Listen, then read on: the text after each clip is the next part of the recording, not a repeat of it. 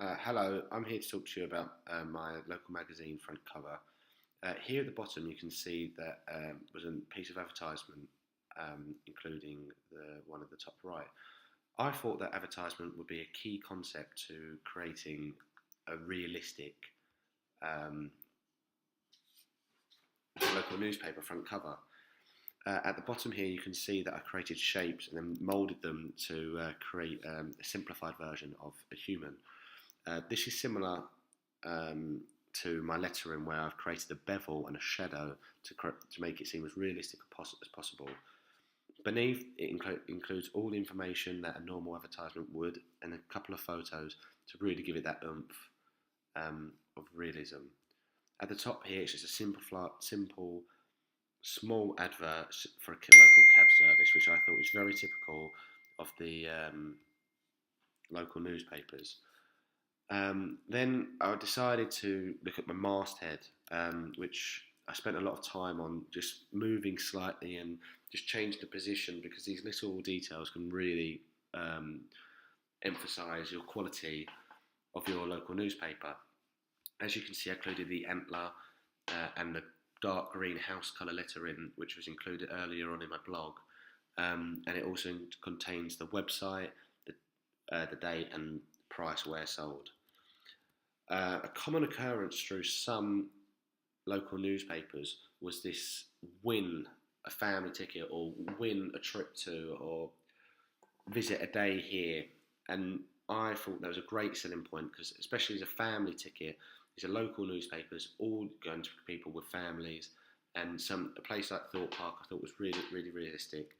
The photo here was a photo I took of when I went to Thorpe Park with my friends, and I've tried to integrate it and using Photoshop to blend the picture a bit more to give it a much more realistic effect. Then, when doing my market research for local newspapers, I realised that the left third wasn't a big thing, because local newspapers are more stacked on top of one another rather than stacked slightly across.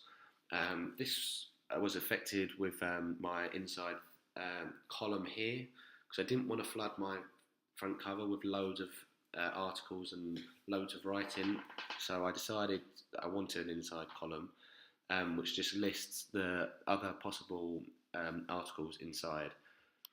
I didn't put it on the left side, as I said earlier, because it didn't make much of a difference, but also on the right it has much more of a balance, with the green here on the photograph and the green here and at the top. It creates a balance across the whole page, and then you've got the two advertisement brightnesses contrasting each other really well. This then creates a level of equalness for the eye, and it becomes a lot easier to read, and it doesn't seem heavier on one side. After discussing that, I wanted to look at my main article, the photo and the cover line. Here you can see the photograph includes a small quotation and who the photograph was taken by. This just gives it that little bit of extra to make it seem more realistic. I noticed that with photography in local newspapers, it's very standard. It's not skilled. They're not looking at visual language. It's just they take the photo of what it was. So this is what I wanted to do on my approach to taking photos. This is also the case for here and the inside column. I then went on to do my main article, which the square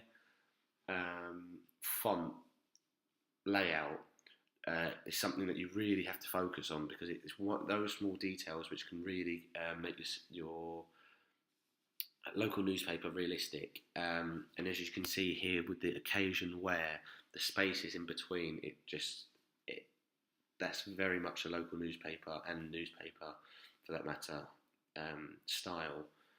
I think that's everything. Thank you very much.